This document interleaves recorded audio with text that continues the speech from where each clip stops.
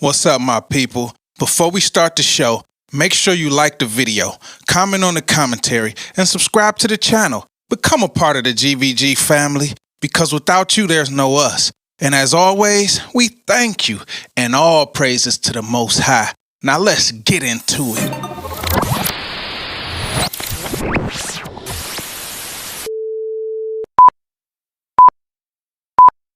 What up, everybody? It's your boy Hally back again. Gvg Podcast, Detroit representative to the day that I die, east side in the building and all that good stuff. You know how we do. Let's get into it.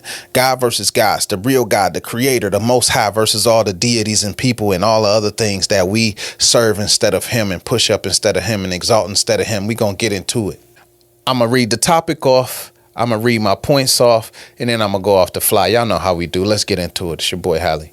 We're going to be talking about how the devil controls the mental health crisis.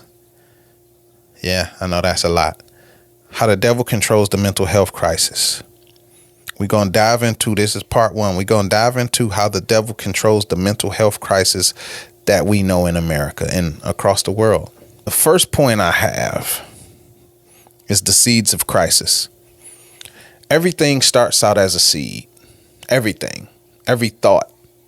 Everything that you deal with in this world, everything you hear, everything you see is a seed. It's a small seed. And the devil or the evil side or the demons or whatever you want to say, all day throwing out seeds. The devil will throw out 100 seeds at you per day, just hoping that you can take root to one of them. If I gave you 100 seeds of negativity just for you to plant one, that's cold. How many of us would focus on knowing I've had 100 things come at me today? I brushed off all of them, but that one thing happened and it just took me over. This is a tricky game that the devil plays. Everything we deal with starts out as a seed. It either starts out, it's a positive seed or a negative seed. We are the ones who water it and let it take root. It starts out as a thought and ends up as a mentality. So it goes from a seed to a mature plant. It's on you if you're going to let it germinate and grow. Understand, that's why we need balance in this life. But you either got positive, you got negative. I don't want you to forget that. We're going to go to the next point, but remember that everything is a seed. What you see, what you hear, what you say, what you intake is all a seed. Next point. The maturation or the maturation of the seeds planted. I wanted that point to add to the other one just to let you know that every tree on this earth started out as a seed. And if you walked up to a tree that was 20 feet or 30 feet in the air, you would say, oh, I'm like a grasshopper to this tree. Well, these are the problems, the strongholds, the different things that we have in our life on a daily basis. Alcohol, drugs, substance abuse, being abused by a loved one, self-doubt, self-hate, worry, fear. These are all seeds that start out as a thought. And eventually they grow and they grow and they grow till they reach a certain point where they're a 20 or a 30 foot spiritual tree. And in our minds, it is very hard to fathom or to think about chopping down that tree because it's so big. It takes a lot of energy. That's why when it's a thought, you have to learn how to throw it out your mind, because once it germinates and it begins to grow, it's harder and harder to take that out of your mind, which in turn it becomes your mentality. And eventually that tree will start to bear fruit. Once that tree is mature enough, it will start to bear fruit. So once those thoughts mature in your mind and become the full grown tree, then it starts to throw other seeds. The fruit will bear. So now you're not thinking anymore. Now you're acting on those thoughts. So the devil is controlling us through throwing out all of these seeds, us planting these seeds, those becoming mature seeds, and then them bearing fruit through the trees. I know this is a lot for some people, but This is real talk. This is real spiel. Understand, everything starts as a seed, and once it matures, it is so hard to chop it down. It is so hard to get it out your mind. The stronghold of crack cocaine, the stronghold of drugs, the stronghold of pills and Oxycontin and Adderall, the stronghold of Xanax and alcohol and sex and all these things that we deal with, pedophilia, whatever you want to name. These all are seeds, spiritual seeds that were spread out. It started as a thought and you made it a mature tree, and now it's bearing the fruit. We're going to go to the next point. The next point is the lack of professional help. Coming from where I come from, Detroit, the east side, 7 Mile, 6 Mile, 8 Mile, you know how we do. And it's not just limited to the east side, because the west side is just as bad, if not worse. I've been on the west side too. We don't believe in professional help. Growing up in Detroit, you know, east side, I've never heard of therapy. Never. Growing up, my father never talked about it. My mother, cousins, brother, auntie, uncle, TV, firefighters, whoever it is, nobody talked about therapy or mental issues. Or we would see those kids that we would just say, oh, those the LD kids, those the special kids that had the chemical imbalances. But we never knew that if your cousin got shot in the alley and you saw it, that there was some trauma there. We never knew that if your parents split up or you weren't around them for a few years, there was something there. We never knew of a parent passing or certain things happening in your life, that those were traumatic experiences. We just kind of kept our head down and kept it moving. We didn't realize that that's trauma. We didn't realize that one day you're going to have to deal with that. One day you're going to have to face that. So that's a very interesting thing to know, that children today use it at more of a crutch of mental health and therapy and things of that nature. And when we were coming up, what is mental health? What does that even mean? You know? So there's an elevation, there's a change that has came, and I think that I like it, but at the same time, I know that it's a double-edged sword, just like back when we were growing up and we didn't know about therapy. Some people are using it to their advantage and some people aren't. So, you know, that's just one thing I want to talk about. We're going to move on to the next point. The culture of acceptance and giving up. I've seen a lot of people accept their demons. I've seen a lot of people give up. I've seen a lot of people get submitted by those demons that are in their lives, the strongholds that are in their lives. They just give up and say, the monkey on my back is just going to be there no matter what I do. If you go on 7 Mile and Gratiot in Detroit, if you go on 8 Mile and Gratiot, if you go on 7 in Dexter, wherever you at, you're going to see someone who has accepted their demons and someone who has given up. This is a mental health crisis. We start to accept the things that are holding us down. We start to accept the ball and chain on our ankle. We start to accept the anvil weight that is on our back. We start to accept the failure. We start to accept that this is just my life. We start to accept poverty. We accept trauma, death, anger, pain, hurt. We just live with it. We don't say, I'm going to fight it. I'm going to combat it. I'm going to get therapy. We just live with it. And those demons just keep pouncing and pouncing and pouncing till they get to the point where they're the bully and you're just going to do whatever they say do. That's a sad thing that goes on in my neighborhoods, and I'm pretty sure it goes on in other people's neighborhoods. That some people have just given up and accepted the fact that the demon won. It's a tough one. I pray for my people. I pray for my people. Next point, the lack of tools equipped to fight. Spiritual warfare is a real thing. I don't think many people believe that it is, or even if they do believe that it's real, they don't have the tools to fight it.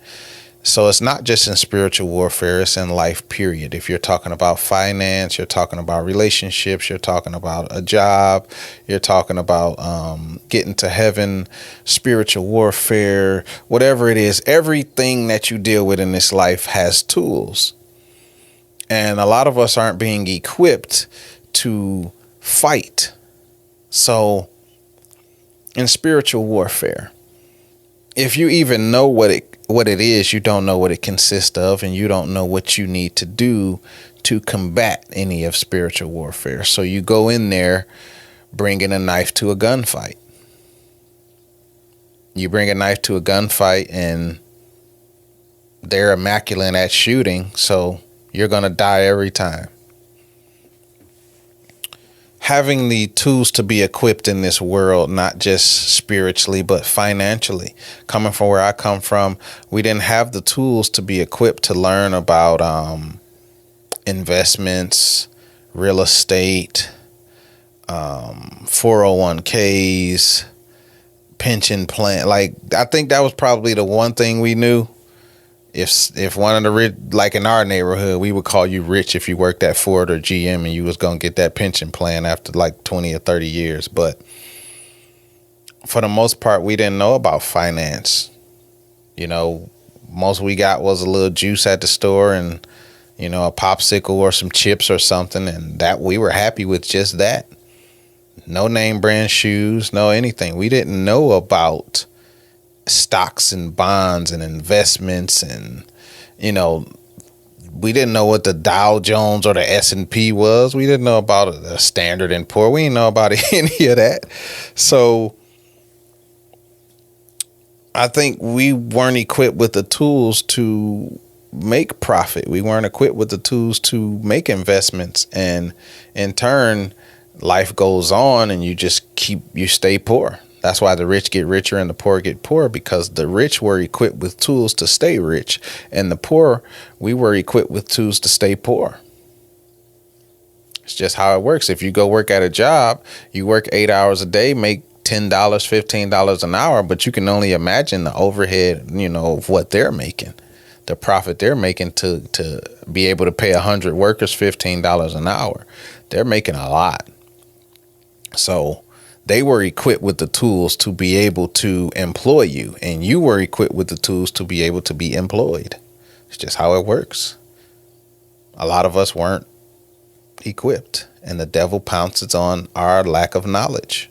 Next point is the devices of destruction. This is more for the younger generation, but it still counts for the older generation also.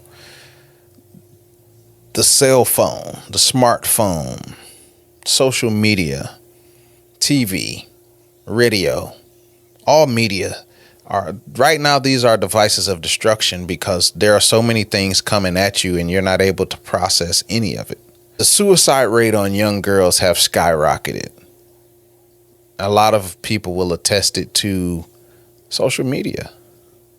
The standards, the high standards of having to be beautiful and having to have a certain body type and a certain hair type and having to talk a certain way, having to have a certain type of phone or money or car or house, whatever it is, this type of food you're supposed to eat. These have all attributed to girls saying, I'm not good enough. What's the point of me being here? I'm not beautiful enough. What's the point of me? What's the point of me living? I don't have an iPhone. I'm not in the group. They make me feel like dying. It's a sad time. And those devices of destruction are pouncing. They're pouncing. Either they're affirming you in your delusion or they're affirming you in your low self-esteem. These devices are destructive. They are piece by piece taking away pieces. They are piece by piece taking away parts of the soul. They are taking away your confidence. They are taking away your dreams. They are taking away just you as a person, your soul, your spirit, your heart, your mind. It is now training you to either become something else or be depressed because you can't be the something else that it wants you to be. Those are facts. That is a jewel. That is real spiel right there. I hope y'all heard that one. These devices are turning our children into combustible people. If they don't get it now, they don't know what to do. I seen on the news the other day, 2 kids killed their mom because she took their phones away. That's a sad time when the phone means more to you than the parent. That's sad. I feel for that family. I pray for that family. Next point. The hardship of admittance. I think that there's a real toughness that people have in this life, the thick skin that we have, but sometimes it's a double-edged sword. It's a pro and a con. I know coming from where I come from, people don't like to admit that they need help. People don't like to admit that they are vulnerable or are in a weak status, I guess. So we will in turn hurt. Some of us will die of thirst before we ask for a glass of water. Some of us will die of hunger before we ask for something to eat. Some of us will die alone before we go out and try to find life. I don't know if it's pride, if it's stupidity, whatever it is, but there's something there that keeps a person from saying, I'm weak in this moment. I'm weak in this moment. I'm vulnerable in this moment. I need your help. I need your guidance. I need your understanding. I need a few dollars. I need a helping hand. I need something to eat. It's not there.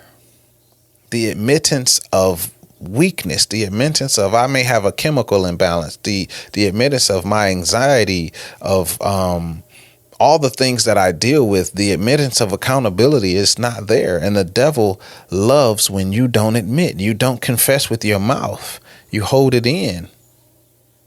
You just keep holding it in, and before you know it, it becomes so big. Understand that it is okay to admit that you are weak at times. It is okay to be vulnerable at times. It is okay to say that you need help. But I know growing up where I grew up, nobody asked for help. Nobody admitted that they needed help or needed anything. We just struggled the way we struggled. I'm here to tell you today that you can ask for help. Mentally, physically, spiritually, financially, whatever it is. Don't be the boy that cried wolf, but if you need it, don't be so prideful to where you'll be willing to die before you ask for something to eat. Don't do it. Next point is the Million Medication March. When you talk about the mental health crisis in America and in the world, pharmaceuticals are the big brother. They have built a dynasty and an empire worth billions. So some would say the mental health crisis is the backing or the funding for these pharmaceutical companies, because if you go to therapy today, tomorrow they're going to say, okay, the psychiatrist is going to talk to you and he's going to prescribe you something. I'm a firm believer in, I'm not saying that people don't need medication. Some do, but therapy is supposed to be 90% talking with your therapist and maybe 5 to 10% of medication. And that's only if it's really needed. But in this world, we have Prozac, Adderall, Ritalin, Xanax, opioids, all these things. And people are being prescribed stuff all the time. It's not helping them in their mental status. It's just sedating the body. So I don't think that the Million Medication March, they don't want the cure. They don't want you to be cured. They don't want you to go out here and live a normal life. They want you to be messed up and in turn start to depend on the medication that they give you. They want you to be dependent on your fix. Not being fixed. They don't want you to be fixed. They want you to depend on your fix. For the young kids, fix just means your drug. My fix, I got to get it. If you sip lean and you like, I got to get that lean, that's your fix. I got to smoke that cigarette. I got to smoke that blunt. That's your fix. So they don't focus on you being fixed. They focus on you getting your fix. And that's the Million Medication March in a nutshell. Next point. The healing that never happens. A lot of us are going around in the world, walking around in the world aimlessly with no hope, no dreams, no anything. And I think it's attributed to a few different factors. One thing, I think that people don't believe that they are hurt. A lot of people aren't conscious of themselves being in a position of needing healing. So it never happens. That's one thing. Like, I know people now who are triggered by everything, almost everything, and they don't believe that they need healing. They don't believe that there are things in this world that are stopping them from being their full selves and being at their full potential and their full purpose. They believe that they are operating normally, when in actuality, we can tell that they're not operating in any capacity of being normal. But I guess that's a different conversation. So that's one thing, people not even understanding or realizing that they are hurt to need healing. And another thing is pride and delusion. A lot of people are prideful in today's time, where pride, it comes before the fall. We're so prideful that we don't want anyone to know what we're going through. And the delusional people are the ones who, I mean, there's so many delusional people nowadays. There's no accountability, and the delusion is just, it's the mirage. They believe that they are okay. They believe that you are the one that's wrong. They can go murder 12 people and they will say, I'm the victim.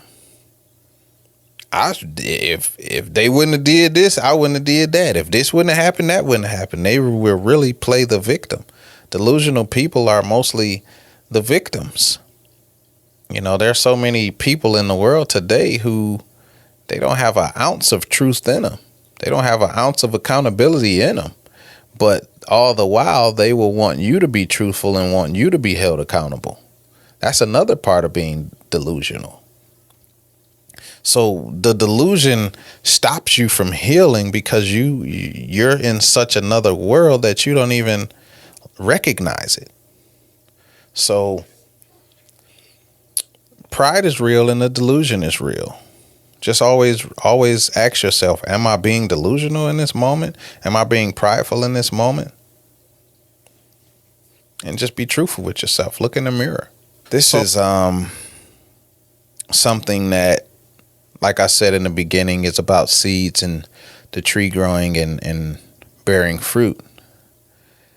If a tree is damaged and it grows poison, and then the fruit that it bears is poison, that means that the fruit is poison, and it will keep reoccurring as long as those seeds drop and that fruit drops. It will in turn make more trees of poison. We have the generational curses that we have in the neighborhoods and in America across the world.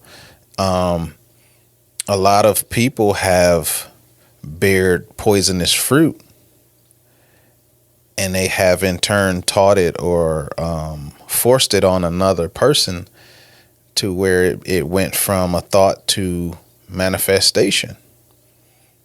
It went from a thought to mentality, and before you know it, they're bearing the same fruit that you were bearing until someone breaks the cycle.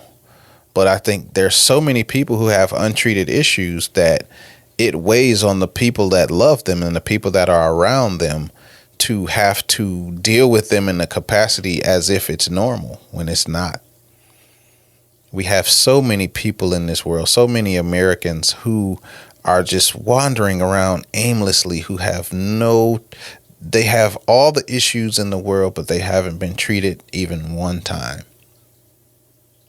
It's a sad story to see how many of my people are just walking around aimless, living under the bridges, wearing the same clothes for 6 months, and digging in garbage cans and holding signs. And a lot of those people do have issues, untreated issues. And homelessness is big all across America right now. San Francisco, Washington, D.C., Chicago, a bunch of places in California. California is actually the biggest place. And there are many in Detroit, my hometown. Homelessness is a big thing. And homeless people have been wrote off for so long. And a lot of those people have issues. A lot of those people have untreated issues. So what happens is if issues go untreated, then it will just continue to create more generational curses, and it will just get worse and worse. These are some of the reasons why the devil controls the mental health crisis. Part 2, we're going to really dive into a bunch of these things, but I just wanted to drop a few points on you just to let you know how the devil controls the mental health crisis. This is your boy Hally. This is Gvg Podcast. I love all of y'all. It's no us without y'all, man. This is the true God, the creator, versus the deities and things that we worship instead of him, like the mental health crisis, the pharmaceutical things that we deal with on a daily basis. We really gonna dive into this. We really want to help our people, man. We really want to help our community. So I hope that you subscribe. I hope that you follow. I hope that you comment. I hope that you really join this family. We love all y'all. It's your boy Hally. Until next time, we out, man. Thank you for being a part of this experience. GVG appreciates every single one of you. I hope you came away from this video with a little more perspective, patience, understanding, and purpose. So until next time, we on Christ time.